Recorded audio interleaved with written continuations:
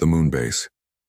Delta 7 hung in space like a metal tumor against the black void, its lights blinking in patterns that meant nothing to the ships approaching from the shadow side of the asteroid field. And Commander Vextar watched through his bridge screens as his strike team moved into position around the human training facility. His forearms clicked against the control panels in rhythm with his excitement, because tonight, the Ryloth Empire would capture more of these strange Deathworld creatures. Called humans, and his superiors would finally understand what made these beings so dangerous in combat. The humans had appeared in galactic space only 50 cycles ago, but already they were changing the balance of power between the old species, and their wars were becoming bloodier and more desperate because humans fought differently than anyone else, and they seemed to enjoy the fighting in ways that made other species uncomfortable. Vextar had studied the reports from previous encounters, and the humans were small compared to his own species. But they moved fast and hit hard, and they never seemed to give up even when they should have been dead. And this made them valuable as potential weapons if the Ryloth could capture enough of them to understand how their minds worked. The training facility below was perfect for his mission because it held young humans who were still learning to fight, and they would be easier to take than the fully trained soldiers who had been killing Ryloth warriors in the outer systems and making his people afraid. His mandibles clicked as he activated the communication system to contact his boarding teams, and the green lights on his display showed that all 6 assault ships were ready to begin the attack. The human base had defenses, but they were designed to stop large fleets, not small strike teams, and Vextar had spent months planning this raid to exploit the weaknesses in their sensor grid and the patrol schedules that his spies had provided. His ship moved closer to the docking bay while his teams prepared their neural restraint devices and capture nets, because the orders were clear that they needed live specimens, not corpses, and the research division wanted humans who could still think and move so they could study their combat reflexes. The docking bay doors opened automatically as his computer systems fed false identification codes into the base security network, and Vexitar smiled with his multiple rows of teeth because humans were clever, but they trusted their machines too much. His boarding team moved through the corridors of the base like shadows, and their cloaking devices made them invisible to human eyes while they searched for targets, and Vextar followed behind them with his personal capture equipment ready. The base was larger than he had expected, and the corridors stretched in all directions, with training rooms and simulation chambers and equipment storage areas, and the humans had built everything to be functional rather than beautiful, which told him something about their practical nature. Most of the human trainees were sleeping in their quarters, but some were still active in the training areas, and Vextar could hear the sounds of combat practice echoing through the metal walls as young humans learned to kill more efficiently. His team leader reported through the communication implant that they had found a group of humans in the main training facility, and they were preparing to deploy the sleep gas that would make capture easier, and Vextar moved to join them because he wanted to see these Deathworlders up close. The training facility was a large chamber, filled with obstacle courses and target ranges and simulation equipment, and about 20 young humans were practicing their combat movements under the guidance of an older instructor, who barked orders at them in the harsh human language. Vextar watched from the shadows as the humans moved, and they were smaller than he had expected. But their movements were precise and controlled, and they seemed to flow from one position to another without wasted motion. The instructor was calling out commands, and the students responded instantly, and their weapons moved in perfect synchronization as they practiced squad tactics, and Vextar realized that even these young humans were already dangerous in ways that his own species was not. His team deployed the sleep gas through the ventilation system, and within minutes the humans began to stumble and fall, and their instructor tried to sound an alarm. But the gas reached him too, and he collapsed beside his students. Vextar entered the chamber with his capture team, and they began to secure the unconscious humans with neural restraint devices. But as they worked, the base alarm system suddenly activated and red lights began flashing throughout the facility. Something had gone wrong with their plan, and Vextar heard weapons fire from other parts of the base, and his team leaders were reporting that some human patrols had discovered the assault teams, and fighting had broken out in multiple locations.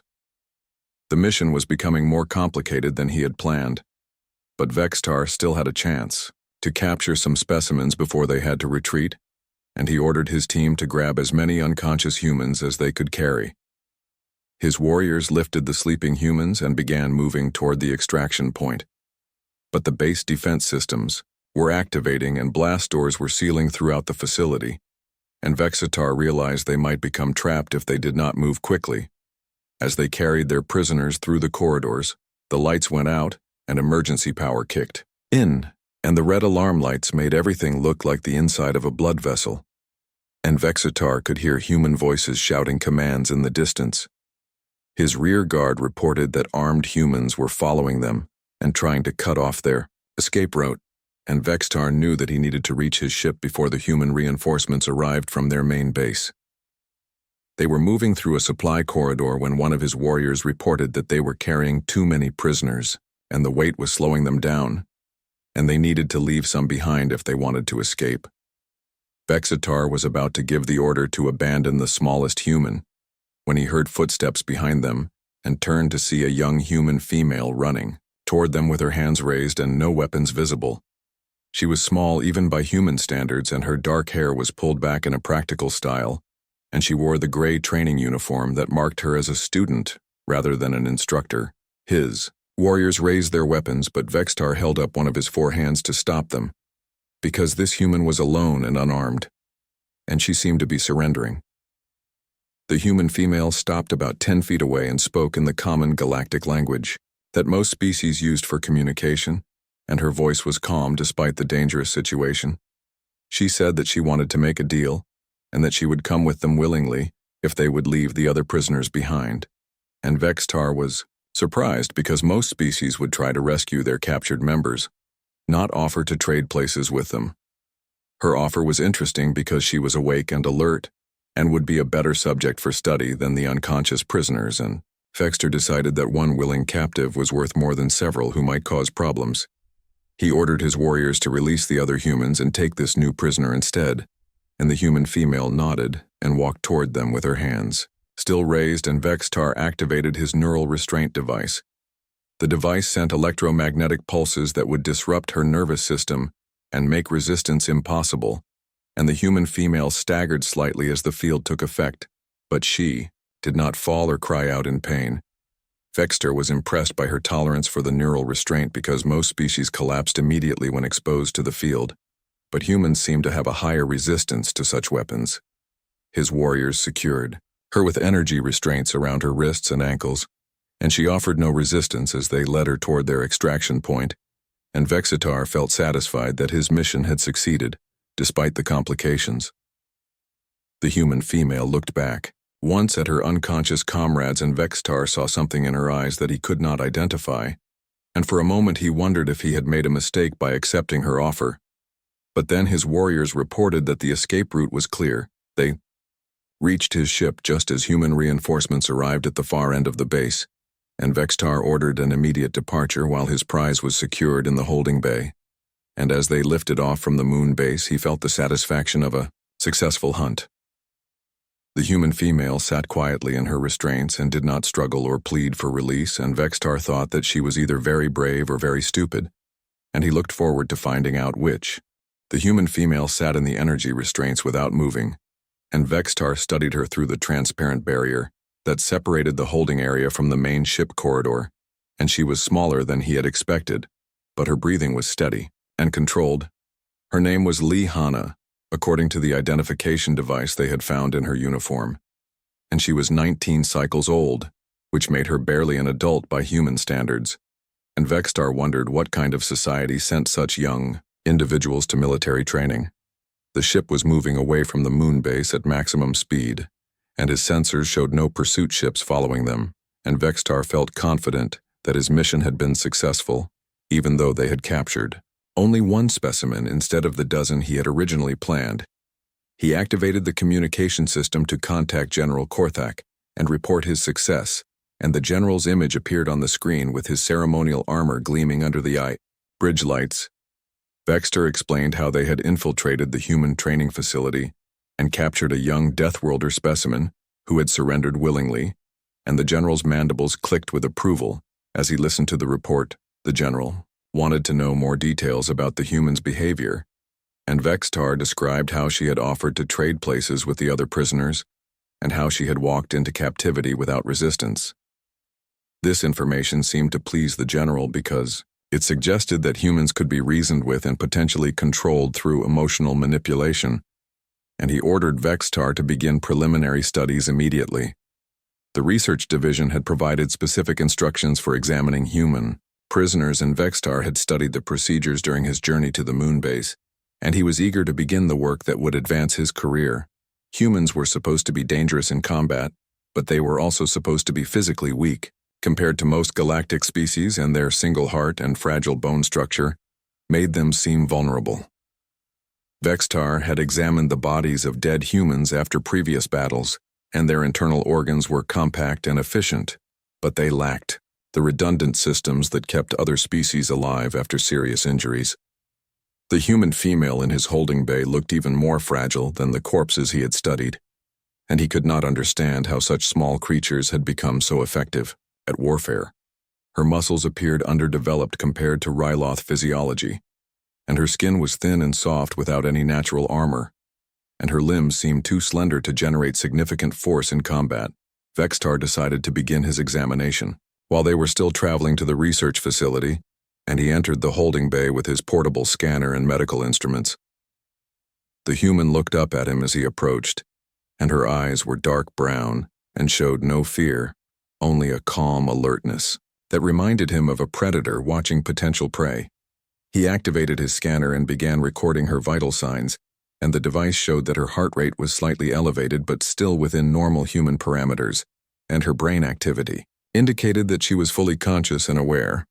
Her respiratory system was working efficiently despite the neural restraint field, and Vextar noted that humans seemed to have better tolerance for electromagnetic disruption than the research files had indicated. He spoke to her in the common galactic language and asked if she understood him, and she nodded and replied in the same language with only a slight accent that suggested she had learned it recently. Vextar asked her name and age and military rank, and she answered each question without hesitation, and her voice remained calm and controlled throughout the conversation. He was surprised by her cooperation because most prisoners tried to resist interrogation, but she seemed genuinely willing to provide information, and this made his work much easier. The neural restraint field should have made her compliant but not completely passive, and Vextar wondered if humans had natural psychological defenses that he did not understand. Asked her about human military training, and she described the physical conditioning and weapons instruction and tactical education that all human soldiers received. Her answers were detailed and informative, but Vextar noticed that she was also asking questions about his ship and his species and his mission, and this seemed unusual for a prisoner. Most captured individuals were concerned only with their own survival, but this human seemed genuinely curious about her captors, and Vextar found himself answering some of her questions. She asked about Ryloth biology and culture and military organization, and Vextar explained that his species had evolved on a low-gravity world with thin atmosphere, and they were naturally suited for space travel and technological warfare. The human listened carefully to his explanations and asked follow-up questions that showed she was processing the information and storing it for future use, and Vextar began to realize that she was studying him as much as he was studying her. This realization should have concerned him, but instead it made him more interested in continuing the conversation, because he had never encountered a prisoner who showed such intellectual curiosity about their situation. The human asked about the energy restraints that held her, and Vextar explained how the electromagnetic field disrupted nerve impulses and prevented voluntary muscle movement, and she nodded as if she understood the technical principles involved. She tested the restraints gently and seemed to be evaluating their strength and effectiveness, and Vextar was impressed by her methodical approach to analyzing her captivity. Most prisoners either panicked or became passive, but this human was treating her situation like a technical problem that could be solved with sufficient information and planning. Vextar found himself admiring her calm intelligence even though she was his prisoner, and he decided to continue the examination by asking her to demonstrate human physical capabilities. He deactivated the energy restraints but kept her hands bound with Ryloth war cuffs, which were made from a metal alloy that could not be broken by any known biological force. The human stood up slowly and stretched her muscles, and Vextar was struck by how smoothly she moved, despite having been restrained for several hours. She asked if she could walk around the holding area to restore circulation to her legs, and Vextar agreed because the war cuffs made escape impossible, and the holding bay was sealed. The human began walking in a slow circle around the perimeter of the bay, and Vextar watched her movements with professional interest as she tested her range of motion and muscle flexibility. Her gait was efficient and balanced, and she seemed to be unconsciously mapping the dimensions of the space and the locations of all the equipment and control panels. Vextar realized that even while restrained and imprisoned, this human was gathering intelligence about her environment and preparing for some future action. This behavior was consistent with what he had read about human survival instincts, but seeing it in person was different from reading reports, and he began to understand why humans were so effective in combat situations. The human stopped walking and turned to face him, and asked if he would explain how Ryloth physiology differed from human anatomy, and Vextar was pleased to demonstrate his superior physical capabilities. He extended all 4 of his arms to show their reach and flexibility, and explained how his exoskeleton provided natural armor while allowing for precise manipulation of tools and weapons. The human examined his arms and carapace with obvious interest and asked detailed questions about joint flexibility and muscle attachment points and sensory organs. Vextar was flattered by her attention and began to show off his physical abilities by lifting heavy equipment and demonstrating the precision of his 4-handed coordination. The human praised his strength and dexterity and asked if she could examine his exoskeleton more closely to understand how it provided protection. Without restricting movement, Vextar moved closer to allow her inspection, and the human looked carefully at the overlapping plates of his natural armor and the joint connections that allowed for articulation.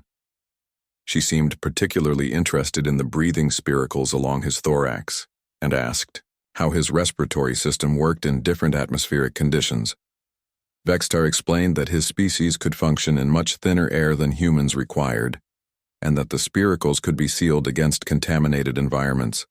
The human nodded thoughtfully and said that Ryloth biology was much more advanced than human physiology, and that she felt privileged to learn about such a sophisticated species.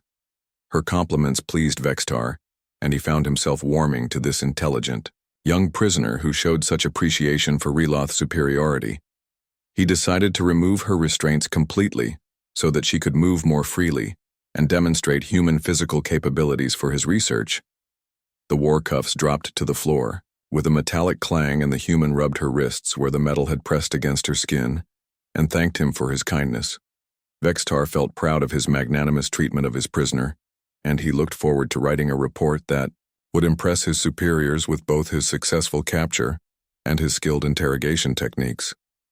The human was standing quietly near the center of the holding bay, and she looked small and harmless in her gray training uniform, and Vextar thought that perhaps humans were not as dangerous as the military reports had suggested. Lihanna stood in the center of the holding bay and flexed her fingers to restore circulation, while Vextar watched her with the confident satisfaction of a predator who had successfully trapped its prey, and she could see in his multiple eyes that he believed himself completely safe. The Ryloth commander was larger than she had expected, and his forearms moved with practiced coordination as he adjusted his scanning equipment, and his exoskeleton gleamed under the artificial lights of the ship. Hana had grown up on Busan Colony, where the gravity was more than twice Earth normal, and the wildlife included creatures that could crush a human skull with their jaws, and her father had taught her that survival meant never underestimating an opponent, but also never overestimating them. The Ryloth were clearly a spacefaring species with advanced technology, but their evolution on a low-gravity world with thin atmosphere had made them physically adapted for conditions that would kill most other species, but also made them vulnerable in ways they probably did not understand. Sergeant Park Dongho had drilled his students on xenobiology and combat applications, and he had taught them that every species had weaknesses that could be exploited by someone who knew where to look and how to strike. Vextar was prodding her shoulder with one clawed finger and asking her to demonstrate human flexibility, and Hana realized that he was treating her like a laboratory specimen rather than a potential threat. His casual attitude told her that he had never faced a human in actual combat, and his confidence came from studying dead bodies and reading reports rather than personal experience. The war cuffs that had held her wrists were designed for Ryloth physiology, and their locking mechanism assumed that the prisoner had rigid bone structure and limited joint flexibility. Hana had dislocated her thumb during escape training, and she knew that human joints could be manipulated in ways that most other species could not match. Vexstar was explaining something about comparative anatomy when Hana made her move, and everything happened in the space between one heartbeat and the next. She dislocated her thumb with a quick twist and slipped her hand through the restraint cuff, and in the same fluid motion, drove her elbow up into Vexstar's thoracic breathing chamber with all the force that 2.3 gravities of childhood had built into her muscles. The impact sent shockwaves through the Ryloth's exoskeleton, and his breathing spiracles collapsed with a wet whistling sound as air rushed out through the damaged openings. Vexstar staggered backward, and all four of his arms flailed wildly as he tried to understand what had just happened to him, and his mandibles clicked in distress as his respiratory system struggled to function. Hana did not pause to admire her work, because Park Dong-ho had taught his students that the first strike was only the beginning, and that hesitation in combat was the same as death. She moved inside Vexatar's reach before he could recover his balance, and targeted the joint connections between his exoskeleton plates, because every armor system had weak points where flexibility was required. Her training had included detailed study of captured Ryloth equipment, and she knew that their exoskeletons were vulnerable at the articulation points where the plates overlapped. Vexstar tried to grab her with his forearms, but human reflexes were faster than Ryloth coordination, and Hana ducked under his clumsy swipes while striking at his exposed joints. Her knuckles connected with the soft tissue between his armored plates, and she felt the satisfying give of damaged flesh beneath the hard carapace.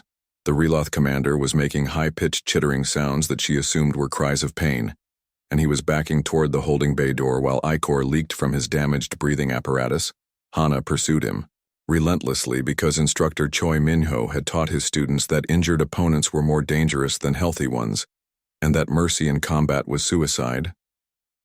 Vexstar reached the door controls and activated the opening mechanism, but Hana was already inside his guard, and she drove her knee up into his lower abdomen where his exoskeleton was thinnest. The impact lifted him off his feet, and he crashed into the bulkhead with enough force to crack the metal plating, and his forearms went limp as shock paralyzed his nervous system. Hana stepped back and assessed her opponent while keeping her guard up, because even injured aliens could be unpredictable and dangerous. Vexatar was sliding down the wall while making wet, gasping sounds, and his eyes were unfocused and his mandibles were clicking erratically. She had damaged his respiratory system and probably caused internal injuries, but he was still alive and might recover enough to fight back if she gave him time. The ship was moving through space at high speed, and Hana knew that she needed to take control of the vessel before other Ryloth forces discovered what had happened. Vexatar was trying to activate some kind of communication device on his belt, and Hana realized that he was probably calling for help from his crew members. She moved quickly and grabbed his arm to prevent him from completing the transmission, but his natural armor made it difficult to maintain a grip on his limbs. The Ryloth commander was larger than her, and even injured, he was still physically powerful, and his forearms gave him advantages in a grappling match. Hana decided to end the fight quickly, and she wrapped her arm around Vexstar's elongated neck in a blood choke that she had learned from studying Ryloth anatomy diagrams. The carotid arteries in most humanoid species were vulnerable to pressure, and even though Ryloth physiology was different, the basic principles of blood flow remained the same. Vexstar's struggles became weaker as the choke cut off circulation to his brain, and his forearms flailed ineffectively as consciousness slipped away from him. His body went limp, and Hana maintained the choke for several more seconds to ensure that he was completely unconscious before releasing her grip. The Ryloth commander collapsed to the deck with a wet thud, and his breathing was shallow but steady, and Hana checked his pulse to make sure she had not killed him accidentally.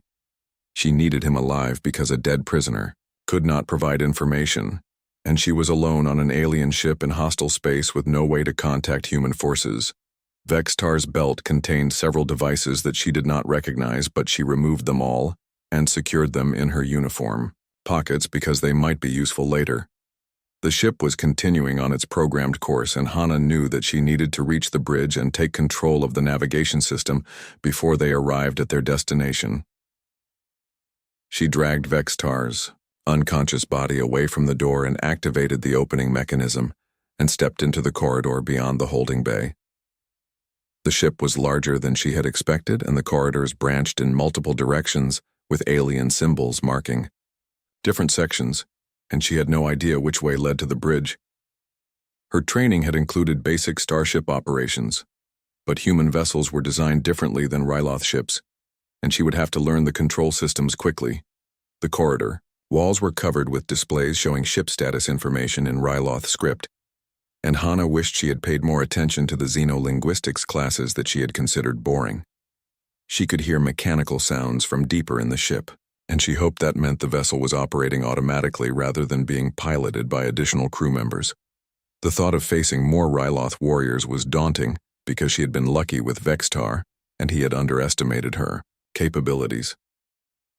Other members of his species might be more cautious and better prepared for human combat tactics, and Hana knew that her advantages would disappear if they realized what she could do. She found a ship directory display near a junction of corridors and tried to decipher the Ryloth symbols that indicated different sections and systems. The bridge seemed to be located at the front of the vessel, and Hana began moving in that direction while staying alert for signs of other crew members. Her bare feet made no sound on the metal deck plating, and she tried to move as quietly as possible through the alien corridors. The ship felt empty, and she began to hope that Vexitar had operated it alone or with a very small crew that might be easier to handle than a full military unit. She reached a sealed door marked with symbols that she thought indicated the bridge, and she tried to activate the opening mechanism, but it required some kind of authorization code. Hana searched through the devices she had taken from Vextar's belt and found what looked like an identification card with his image and Ryloth text. She held the card near the door sensor, and the mechanism activated with a soft chime, and the door slid open to reveal the ship's command center. The bridge was smaller than human designs, but it contained multiple control stations and display screens showing navigation data and ship status information.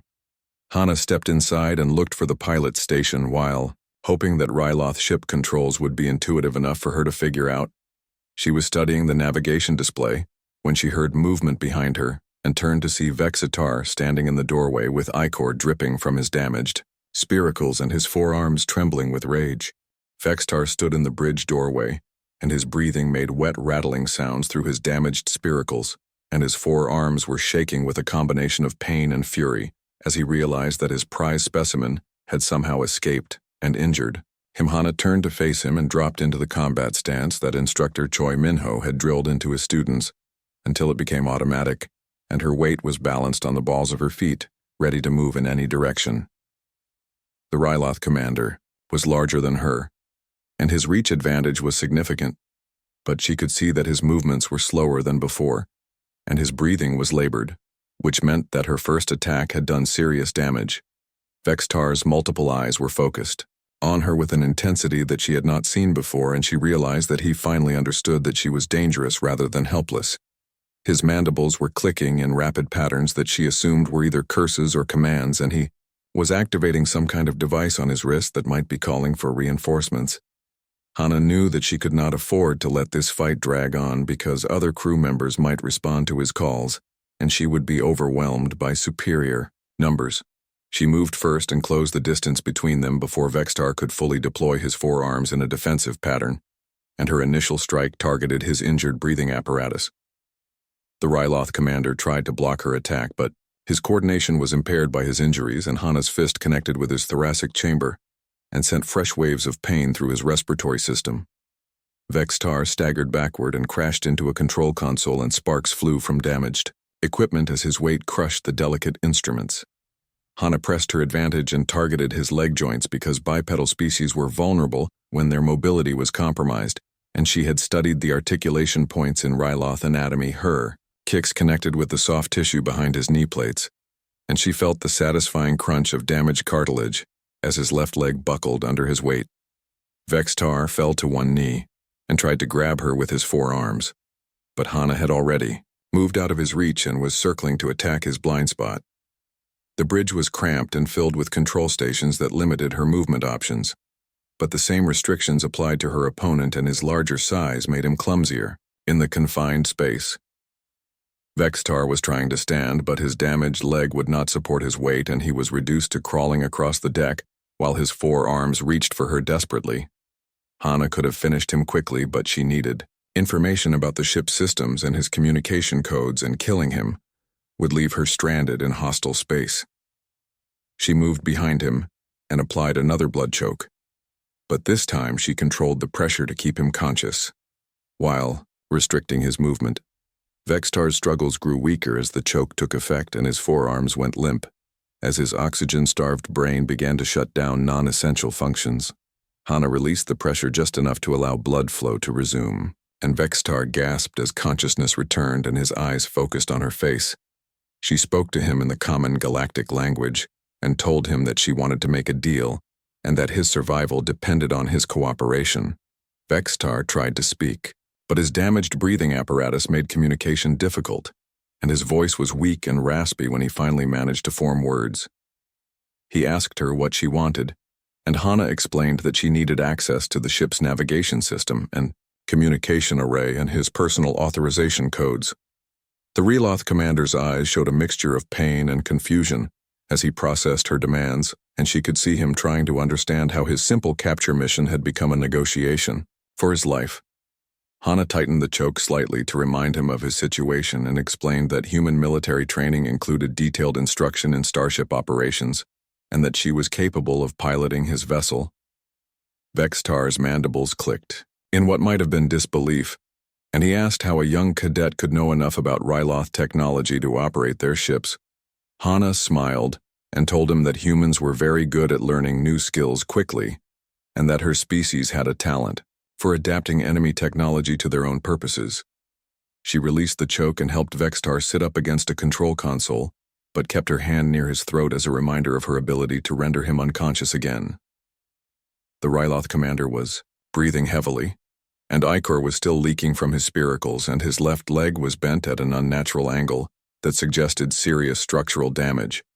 Hana asked him to activate the ship's communication system and explain how to contact his base, and Vexitar hesitated before admitting that he could not refuse her demands.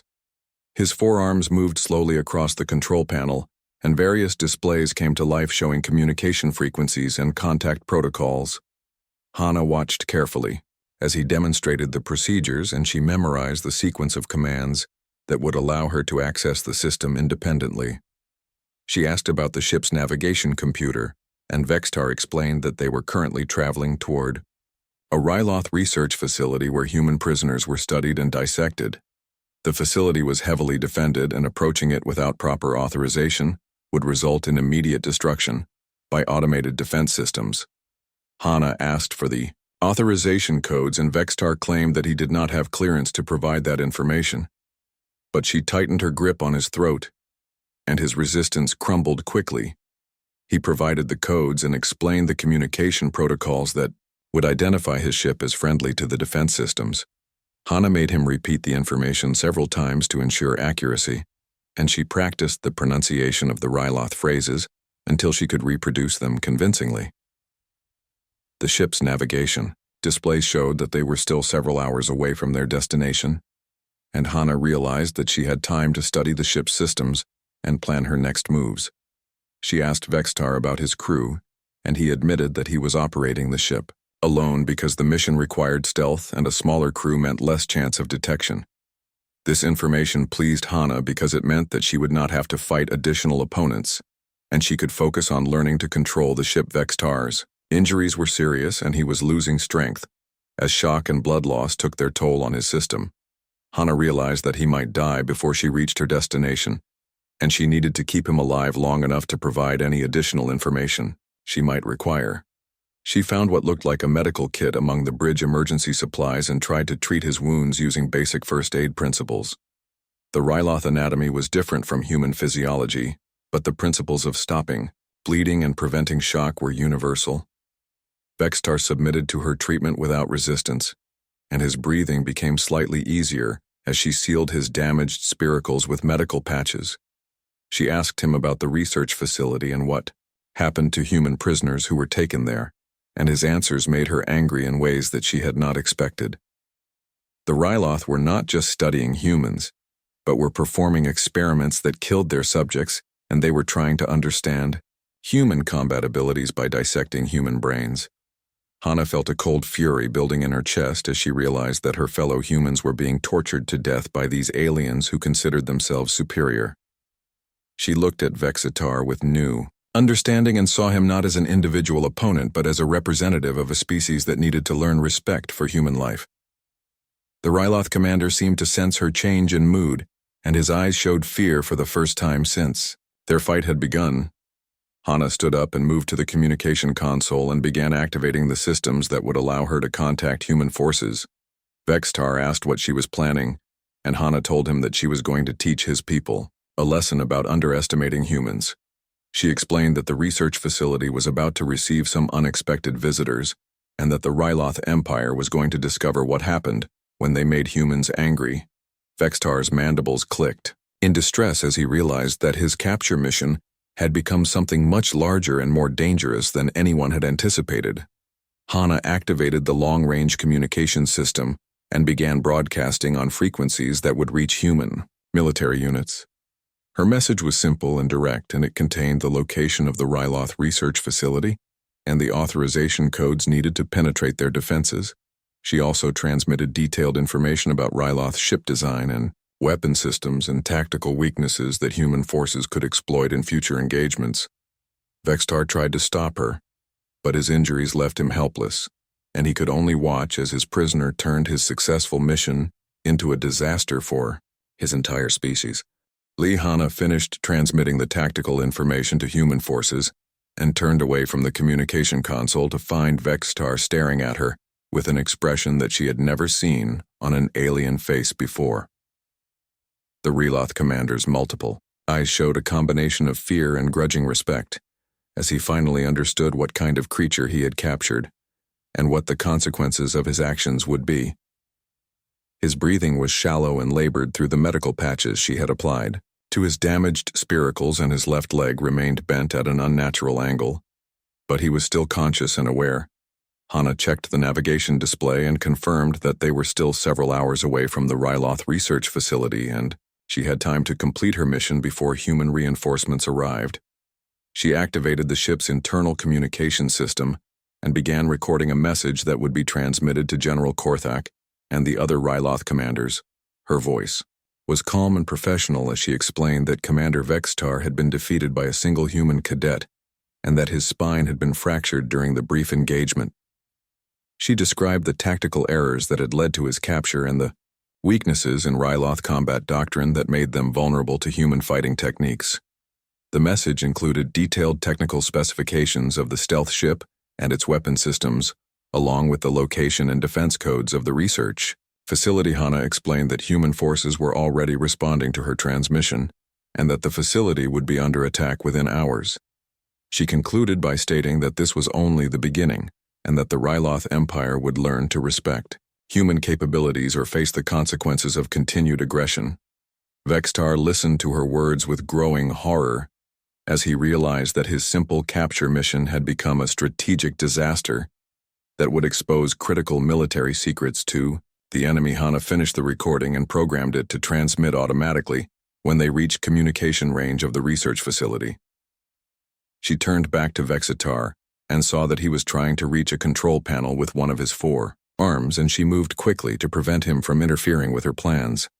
The Ryloth commander was too weak to resist effectively, and his injuries made coordination difficult, but she could see the desperation in his movements.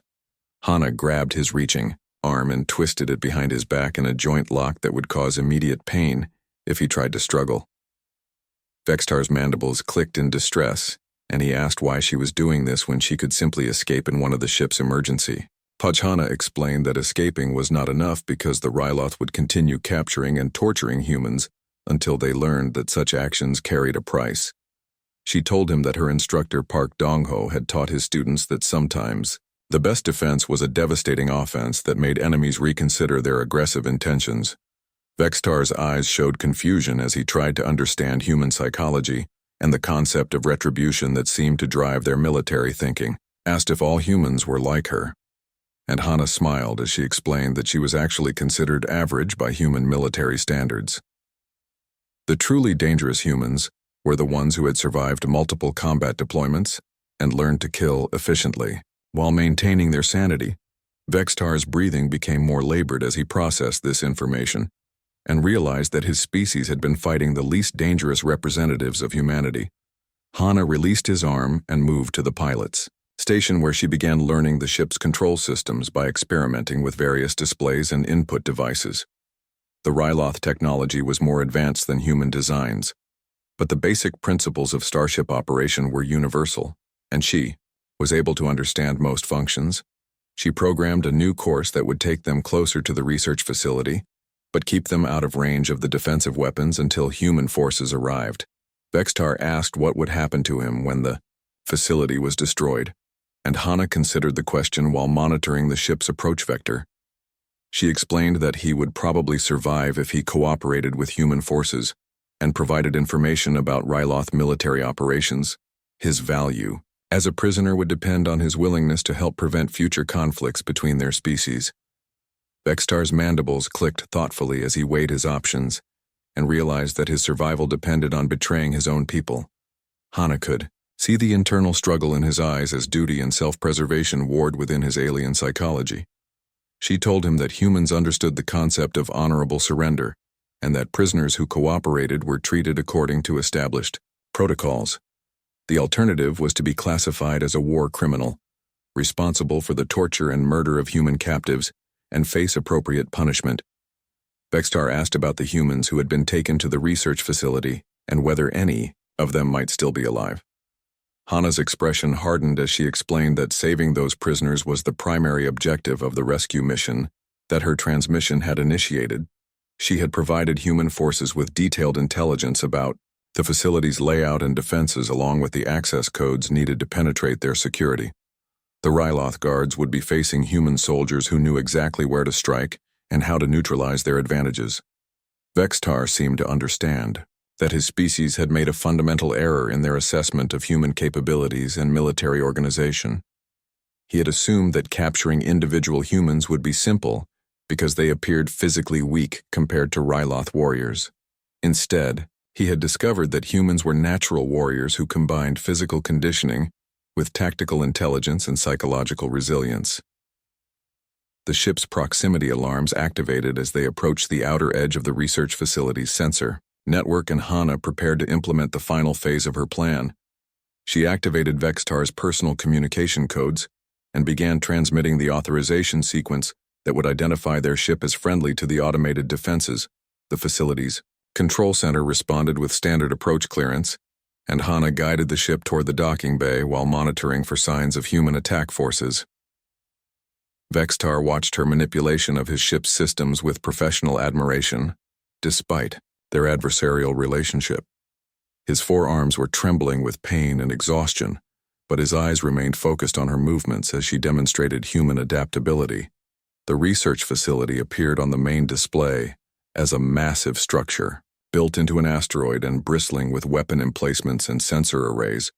Hana could see smaller ships docked at various airlocks, and she recognized some of them as human vessels that had been captured during previous raids. The facility's communication system was broadcasting routine traffic updates and duty schedules, and Hana realized that the Ryloth personnel had no idea what was coming. Her long-range sensors detected multiple ships approaching from human space, and she knew that the rescue operation was already underway.